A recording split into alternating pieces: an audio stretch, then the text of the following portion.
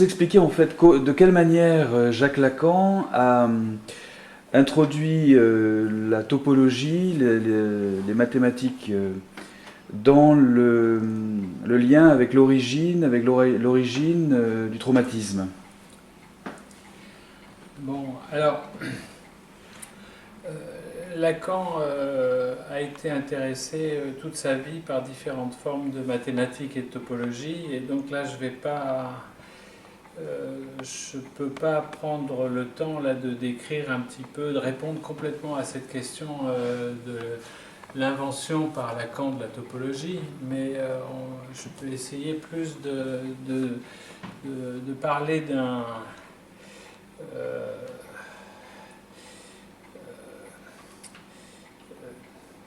quelque chose qui a à voir comment Lacan a figuré l'ontologie de l'être humain, je dirais. Bon, ça, ce sont des termes de moi, hein, peut-être qu'il ne dirait pas les choses comme ça, mais moi je les dis comme ça.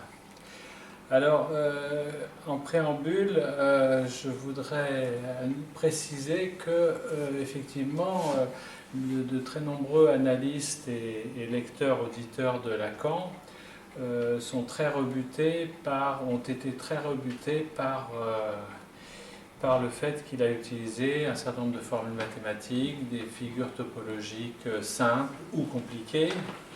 Et bon, beaucoup d'auditeurs et de lecteurs de Lacan sont d'une formation plutôt littéraire et donc sont très facilement rebutés par cette approche.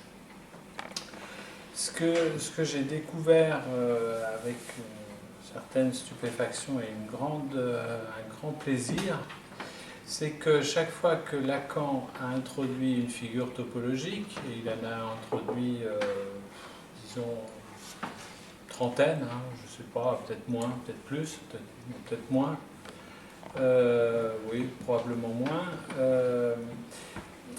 qu'elles soient simples ou compliquées, ces structures, eh bien, ce qui est tout à fait saisissant, c'est quand on entre dans son texte, on s'aperçoit que c'est toujours la façon la plus simple de rendre compte d'un phénomène psychique, de rendre compte du sujet de l'inconscient d'une façon ou d'une autre, la façon la plus simple. Bon, ça peut être peut-être une gageure, à savoir que peut-être d'autres gens trouveront des façons plus simples de présenter les choses, mais en tout cas, moi, j'ai jamais trouvé des choses plus simples, sauf peut-être en termes de présentation, quelque chose que je ne vais pas décrire aujourd'hui, mais qui s'est beaucoup focalisé sur le plan projectif, avec une présentation du plan projectif qui s'appelle le cross-cap, et qui est une façon très compliquée en fait de travailler avec un plan projectif, et on peut le présenter d'une façon beaucoup plus simple et beaucoup plus intuitive et beaucoup plus proche de nos réalités quotidiennes. Bon, passons. Là, je ne vais pas parler de ça. Là, ce que je vais tenter de décrire, c'est comment évolue pour le nouveau-né jusqu'à l'acquisition du langage et après, comment évolue pour lui, j'ai envie de dire, sa cosmogonie.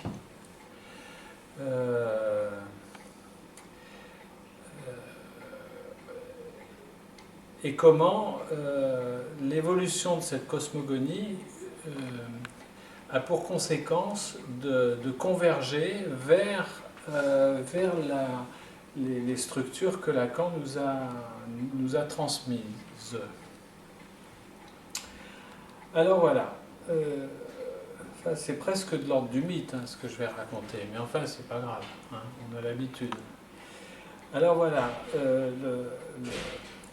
l'enfant, avant de naître, il vit donc dans un univers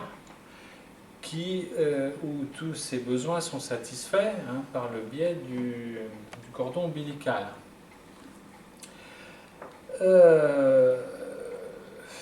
Donc, on peut penser que sa cosmogonie va être la plus simple imaginable, c'est-à-dire une topologie, une cosmogonie sphérique.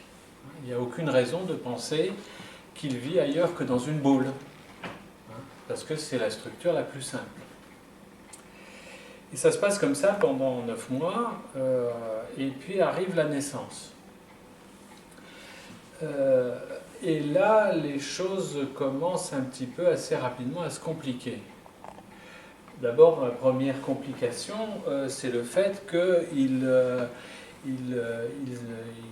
se trouve avec le cordon ombilical qui se clampe, il se trouve en manque d'oxygène. Et donc ce manque d'oxygène, et d'ailleurs c'est le cas pour tous les mammifères, ce manque d'oxygène a pour conséquence ce traumatisme, ce premier traumatisme que subissent tous les mammifères, eh bien, a pour conséquence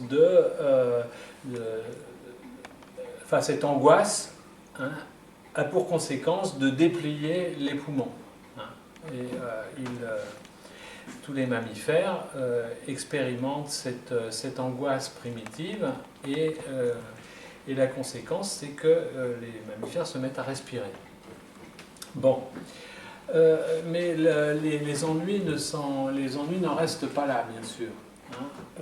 Et très vite, ce nouveau-né va se trouver, après avoir mangé, avoir un petit peu mal au ventre, ou alors le bout du sein n'arrive pas aussi vite que voulu, ou bien si la maman est en train de faire chauffer le biberon au micro-ondes, il a faim, et puis la faim n'est pas satisfaite instantanément.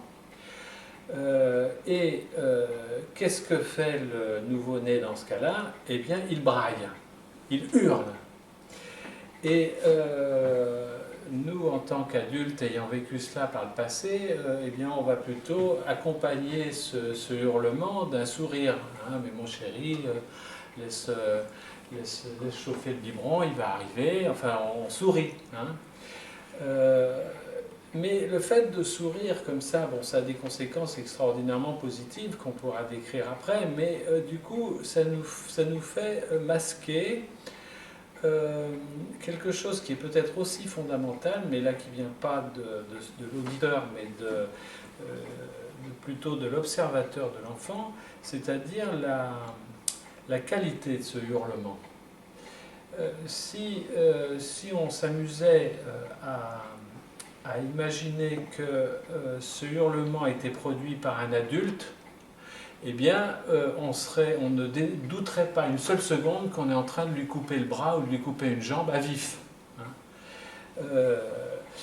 Si on pense à l'intensité de ce cri, on peut mesurer par si on peut appeler ça anthropomorphisme, du moins adultomorphisme, on peut penser que ce qui se passe à ce moment-là, c'est quelque chose d'aussi dramatique, d'aussi douloureux que si on charcutait un adulte à vif.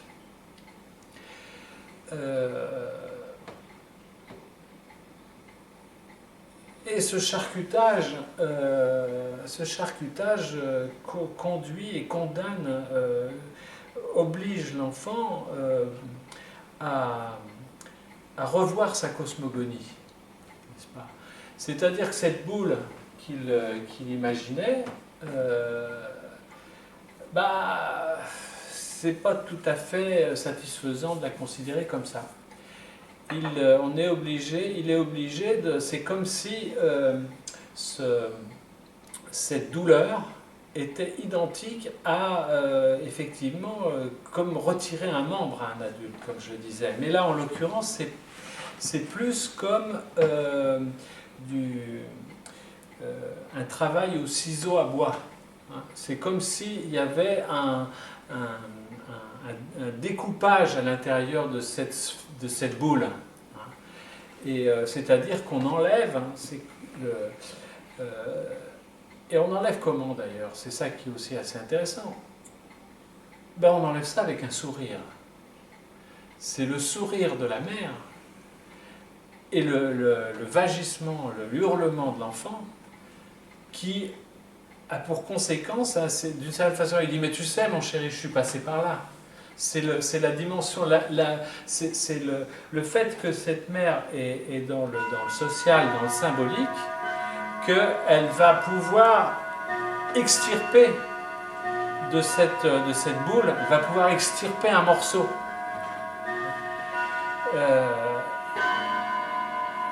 Voilà. Alors, maintenant, qu'est-ce que c'est qu'une boule qui va être traversée en fait comme par un trou de verre, hein, comme une pomme qui est véreuse, hein, le verre il va manger. Tu peux juste reprendre après parce que là on n'entendra rien. Avec le... Oh, remarque, ouais, je sais pas, ça coupe vraiment parce qu'à ce moment-là il faut l'arrêter parce que c'est tous les quarts d'heure. Hein. Et puis il y a aussi l'oiseau là-bas. Ah, d'accord. L'oiseau c'est tous les combien? Toutes les heures. Ça va. Donc, je vais peut-être poser une question comme ça réenchaîne. Oui, vas-y.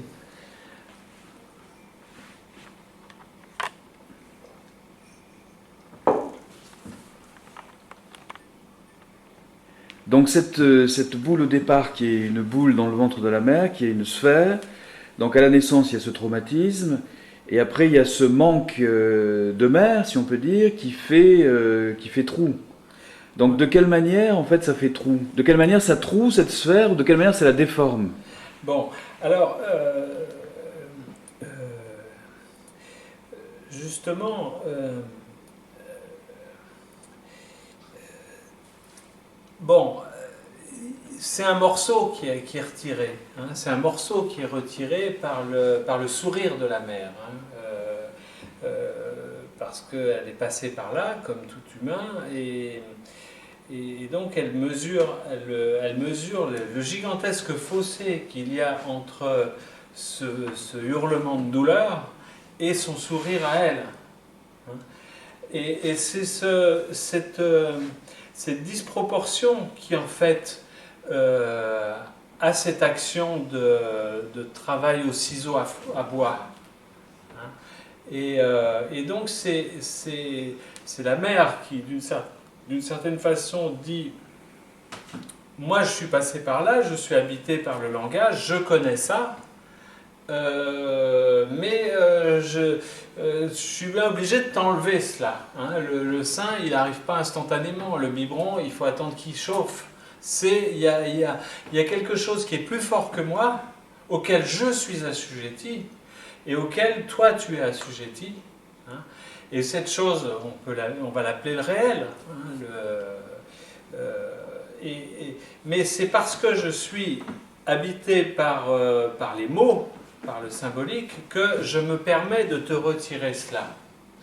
Alors, maintenant, la question est, quelle est la structure la plus simple d'une boule dans laquelle on va retirer un morceau?